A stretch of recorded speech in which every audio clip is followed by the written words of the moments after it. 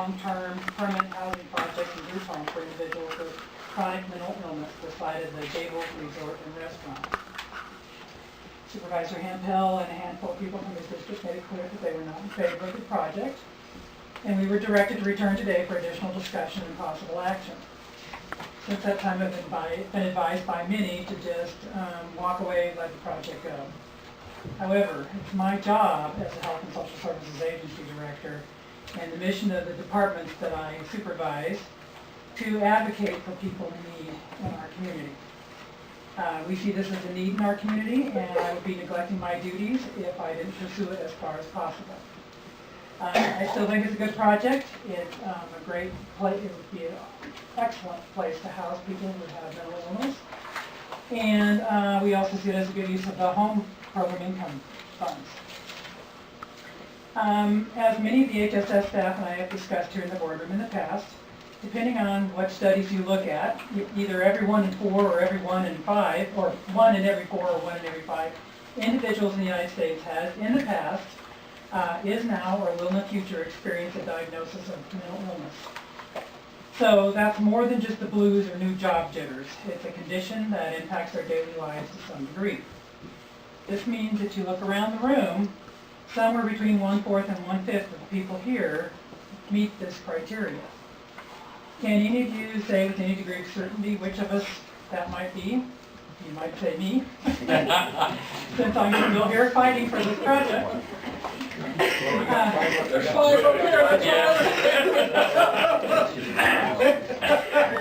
Well, 2 of us are smart enough that they're planning on leaving. As with any medical condition, many people with mental illness can lead normal, productive lives. And what we've learned is that stable housing and good care makes the difference for most of them. Like other illnesses, mental illness is most often the result of a genetic predisposition and or a trauma. And that could be a childhood trauma or an adult trauma. Nobody asks to have a mental illness.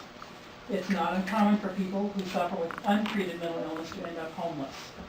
Think about how difficult it might be to stay in treatment or on prescribed medications if you don't have a safe place to live. That's the goal of this project, to provide safe and stable housing for those who are ready to take the next step toward independence and recovery from their illness.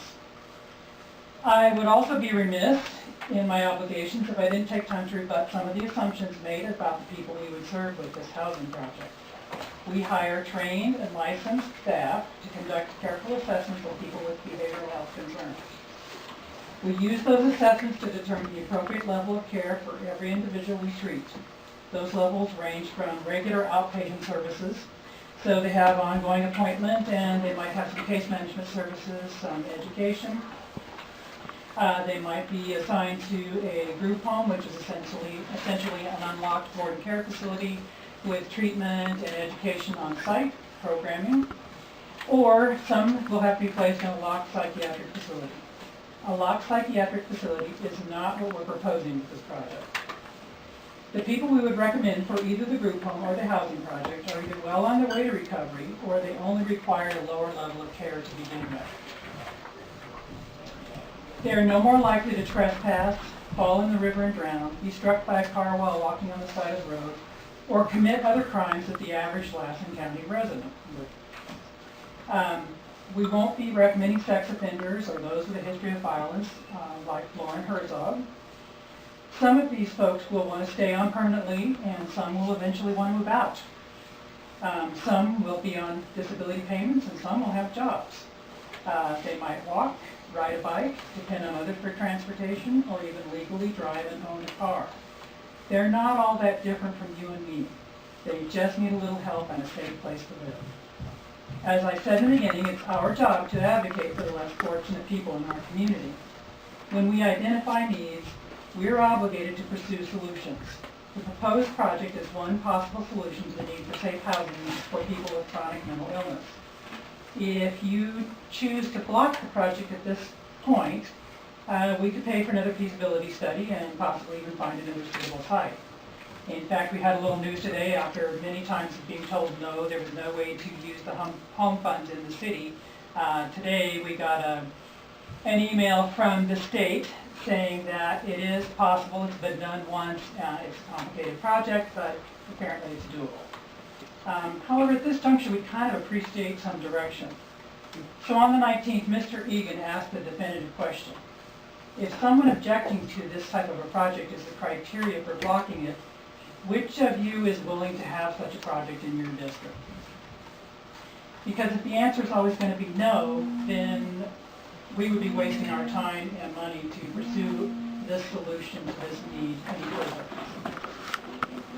In addition, at this point, the county is being asked by Cal HFA, the department now controlling both the MHSA housing funds and the home funds, to make some decisions regarding them.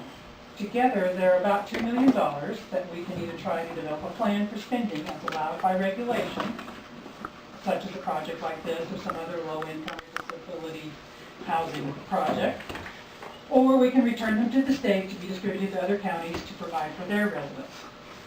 I sincerely hope you'll vote to approve this contract today so we can move to the next phase where a lot of the questions and concerns get addressed. This is the phase where we get to meet all the participants in the project, because at that point it could be semi-official. That would include the project administrator, the property owner, the managers, and the group home operators. They would be able to answer your questions and address your concerns in much greater detail than we can. For our part, we would assure that we have our health staff and people from the Aurora Network and NAMI were there to tell you more about the people who need and would use this facility. After that, if your questions and concerns aren't adequately addressed, you still have the final say in whether the project goes forward or not. However, if you just decide to deny approval of the contract, effectively blocking the project, we would appreciate some direction regarding such projects in the future. And thank you very much for your time and consideration. Are there any questions? Okay, do we have any questions for Ms. Raleigh? Okay, we'll start with you, Aaron. No, you were just talking there kind of at the end there, to move forward on the projects and get the next stages of the steps question answered. Now, is that only, so if we were to approve this today, this is going to be focused on out there at the Gables. And Yes. determined that, you ask all these questions and everything, and they determined that the Gables is not the place to be, and so now you're gonna, can you use that same company with the same phase to say, go up to Beaver, look at the old mill site up there. If that doesn't look, then we can come down to the city of Susanville at the old hospital or something. I mean, or are we gonna have to go through this whole thing each and every place, or once you get phase one going, can you move it to different locations to determine this stuff and have different options with the same phase? Yes. Could you move it? You can. You can. Because this is just getting the home administrative sub-consultant in place in order for us to start a home application. The home application, when we submit it, is going to have already gone through the whole entire NEPA process. Which, at that point, because this isn't a floodplain, the Gables project, it could still be denied. There's still some administrative things that we have to go through to determine whether or not this is a feasible site. This contract allows for us to get to that point. And if it's not a feasible site based off of whatever federal regulations come into play at the time, then we can, yes, go and look at other sites. And still use the same company and be right there at the same place so we can get some of this stuff done ahead of time that Yes. we kind of want it done before this ever happened. Yeah. And so the home application is what's going to be the final say of where it's going to go. Because that's what's going to be submitted to the state for approval. But before we can get to that point, the board has to approve the project. But a lot of the questions and concerns, well, they're not approving the project, they're approving the contract with Right. That's what the project manager. But a lot of the concerns have been about the practices of the property manager and the group home operator. And those are the people that, if we decided to look at other sites, they may or may not be interested. One would hope they would still be interested. And those are the people that we want to have in the room to answer questions specifically. Because I can make some assumptions about what their practices are, that they both have excellent reputations, but I don't know for sure, and I don't want to put bad information out there. And with this same phase and the same contract, would it work in the city limits as well as outside the city limits? We're gonna have to explore that a little bit more, because like That Mel was fresh said, information. this is completely different than what we have ever received from home. I have several emails for years asking whether or not, because we've been approached by several developers in the past, whether we could use the funds in the city, and continuously home has said no, no, no, and no, until this morning. So that's something that we need to explore a little bit more. I Well, honestly don't have whatever you those do, make sure and answers. get it in writing, because down the road, I could see them coming back and doing like an audit exception and then hammering you, because if you operate and if you don't have that in writing, and I would say blend DNA Agreed. samples with the And I have an email of what was dated to me this morning, and I can pass that out. And it basically says that it is a possibility, it's just not guaranteed. We would have to go through an approval process to even be able to use them in the city. So at this point, it's still a gambling game on whether or not we could or not. Okay. Is that all That's your all I questions? Okay, Mr. Hammond, you had some questions? So we spend the money to upgrade the facilities. How do we maintain funding for that? For like the staff and Well, Catholic Social Services, if the deal goes through, would be responsible for maintaining the site just as any landlord is, and there are some pretty heavy requirements that go along with the home funding, just as there are with the USDA programs and with the farm home and some of the other programs. So, that's part of their obligation to bring in enough rents to keep the property maintained. As so far as our the staff, rental income will maintain the staffing. yes, for social service, for Catholic Social Services. Our staff, that's our obligation, is to ensure that our staff are out there providing some programming. And then if the group home goes in, then they have to make sure that they have the ability to sustain their business as well. And the MHSA portion of the funding allows for capital reserves to be used to help fund the gap of where these individuals' income might come in, and then where the actual cost of sustaining comes in. So that is the nice piece for the developer to know that they would have money coming in from a MHSA program to be able to sustain the project. And so that's in addition to. So you're saying that we have $2 million in this fund to renovate or build? Combined. So we have about $500,000 in MHSA funds and about $1.5 million in home funds. And that can only be used for the structure, the facility structure. Home funds can be used to purchase and rehab. But the MHSA funds, and this is, we would hope that this project wouldn't take even all of the home funds, but we'd rather use the MHSA funds for housing to furnish them, take care of some of the other issues. We've talked about the fact that a garden would be awesome out there, so we might need the help of a landscaper to get that started. MHSA funds have a little bit more flexibility in what we can and cannot do. Home is strictly for the permanent construction costs and Are these acquisitions. MHSA funds, are they the same funds that we've been holding for the one-stop centers, or is it No. an additional pot of funds? This is an additional pot. Is it a new pot? No, it's very similar. It was an allocation we got when we first implemented MHSA statewide, and it's been sitting there. That was like 8 years ago. Yes. How come this is now we finally are hearing about it? I didn't know they had 500,000. It's been in our MHSA update. Why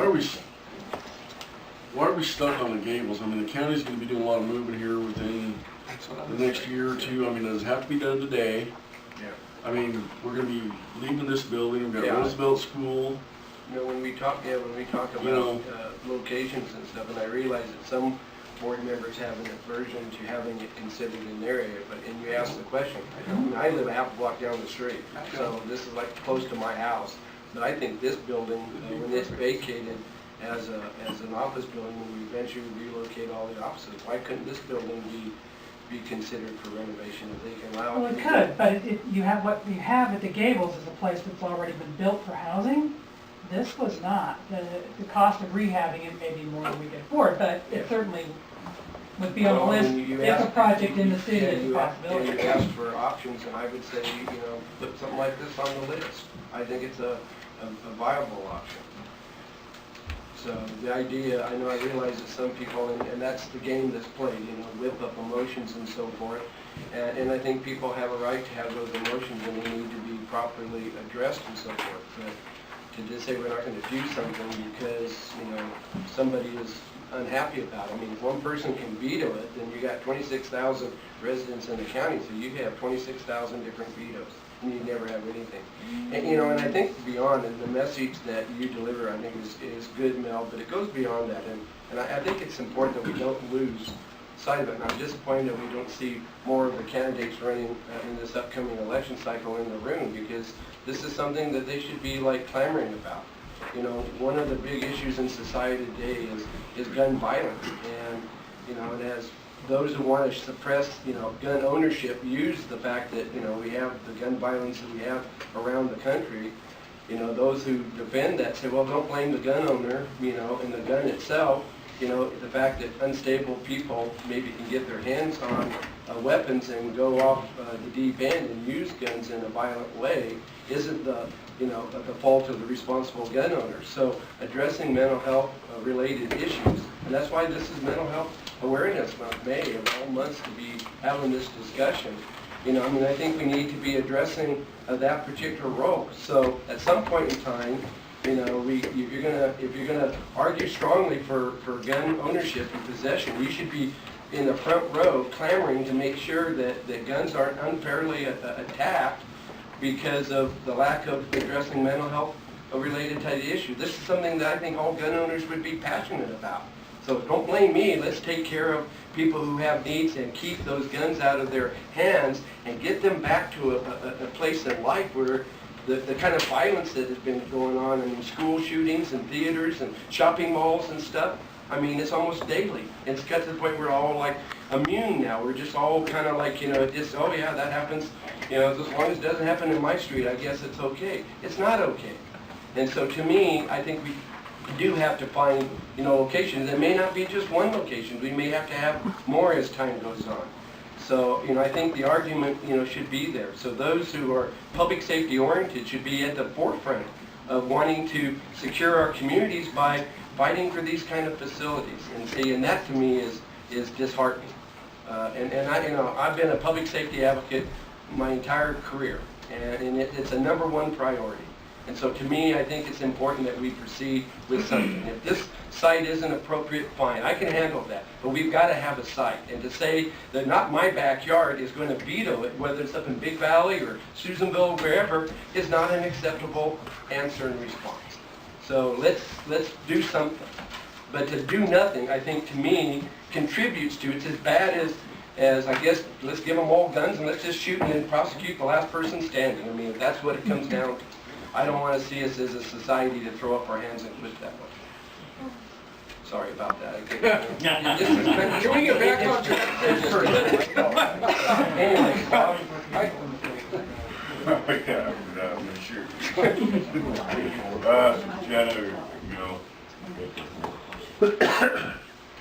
Like anything, you don't want to keep putting it off, you never get it done. I'm sure you need to put together facility. Oh, we could have used it about 5 years ago. Basically, right now, you're doing it without it. Yeah, we don't have, the problem for people who have had mental illness who are part of this community is they often have a history of being thrown out of low-income apartments in the area, or even other apartments. And so it's hard for them to get housing, they're not accepted. And so to have a place that's dedicated for them, where the people there know how to work with them, would make a big difference. It would give all of them a chance to have a stable, safe It place. is something we need today, not put it off for 2 years. Yeah, and we know it takes a long time to get projects out. Well, The sooner that's my other the better. part, yeah. I mean, once you get it started and move it, it's probably going to be good for yeah. I mean, you. when So, I you mean, we need to keep this moving on. We don't want to just say we don't want the gables, you know, forget it. If the gables don't work, then we need to continue looking for another location. And that's the direction we wanted, because we wanted to be sure that because we can't keep coming back over and over and over and not get somewhere, so. Right, exactly. is, other counties, how they rectify this situation? You know, Some counties have, bought apartment buildings, or some of them are running just a subsidized housing program, so that people are supported in getting into a place. But that is, for us, we saw the ability to have them in a place where we could work with them as a group would be advantageous both to us and to them, more so. obviously, you know, and I don't. It's not my expertise in this area. I mean, wherever we go today, we go, but we do need to keep this moving on to the And- next step. And another thing is we kind of have a unique situation with having as much home funds as we do. Most cities and counties actually have to go in for the competitive application process and don't have the option that we do, that we have the money to be able to spend on a project like this. Okay, thank you. Okay, I got a couple questions. okay, we'll go to Go ahead, Jeff. Tom. Okay, Tom? So we're talking about housing 11 people, right? 11 people. So $2 million housing 11 people, that'd be pretty easy. Government. Wouldn't it be better to buy some mobile homes like Jim talks about and buy the property and own the property instead of a continual lease? And then you could site it where We don't We want could- to own property. okay, so, I don't know, it just seems to me like you're. It does seem like a lot of money, and it's 11 people in the apartments, townhouses, and cabins, and then there would be another 6 to 8 in the group home. And it is a lot of money, but what we've discovered is that 20 people. these projects cost a lot of money. And I don't think it'd take the full 2 million. What was the estimate there? It was about 1.2 million total. To redo the gables? Because it's a purchase, it's in addition to all of You said you the, didn't want to own it, now you're. No, we're not purchasing it, North Valley Catholic Social Services. so we would loan the money to North Valley Catholic Services, Oh, but it can, but, They will be paying money back though. yeah, they would be paying money back. So And maintaining and managing the property. Yeah, so eventually that 1.2 million or a major portion of it will be back. And you'll have to find some other place. And we would have to do something, yes, it would be a continual, it's a revolving loan fund, essentially. We need to fill the mark.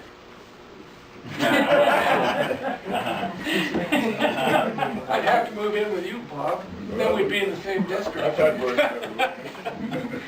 No, that kind of opens up a whole different avenue for, if we're gonna buy the property and they're gonna buy it back from us. No, we're not, No. we're not contemplating purchasing the property. We're gonna loan them money out of this. Oh, well, fund, okay, and so then they- it's, So basically, the we're note buying is held, the note is property, held by the trading property. Okay, so basically we are buying the property and then they're buying it back from us. and this No, is we're money gonna be that- loaning them money. and We this would is- have a- This is we would money have in a the How do you secure the note? We would have a deed of trust Okay, on the property. that's right. We wouldn't have an ownership. This is and I know a lot of people, well, why don't we use this money for something else? Unfortunately, this Well, money is very It needs to be tightly, used for this purpose, I get that. and that's how it is with a lot of the funds that we have to work with. They're already allocated for the type of use, and you can't take them. I mean, I know some people would be happy to take it, let's say, give all that money to the sheriff. I'm sure he could find something to be $1.2 million. We don't have that option. And speaking of the sheriff, do you have any comment that you would add to this discussion? I mean, I have some comments when you get the public comment. okay, we'll do that. We'll be doing that here shortly. So is there any other questions for staff at this point? If not, then I'm gonna go to the two public ones. Oh, go ahead. I'd support you guys moving ahead if you take the gables out of it. I mean, I don't know why you're so dead set on the gables, because you already have an issue where it's in the floodplain. You have neighbors that don't want it. So, It wasn't like we said, oh, we gotta have the Gables, only the Gables will do.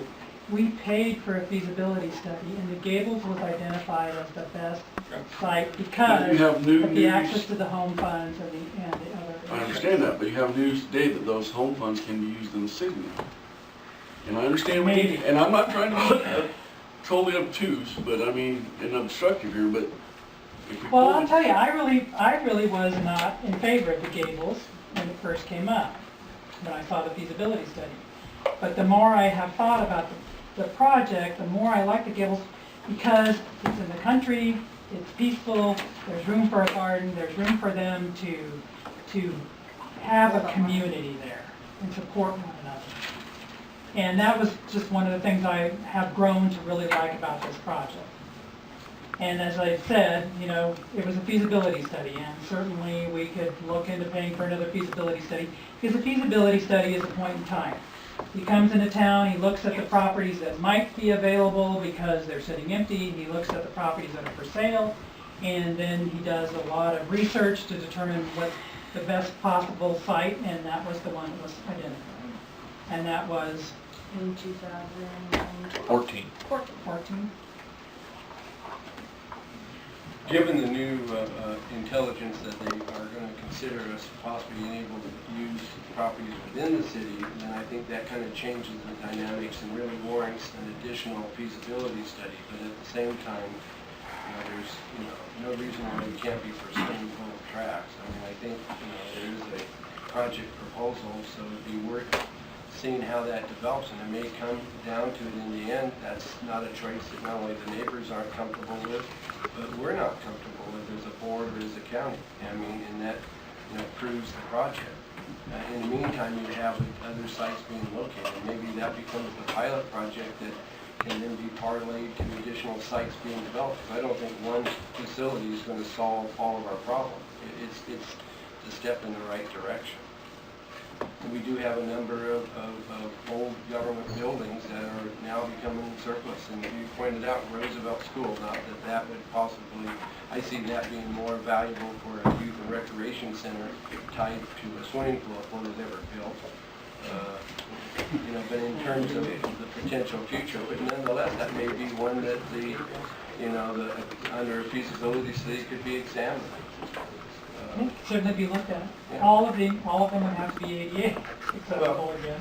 Well, you have a lot of renovations to them, yeah, they have to have ADA, but you have to abate it of asbestos and a lot of other things that, especially the older construction that would be there. So anyway, we have a couple people who've asked to speak, and we'll take public comment beyond that.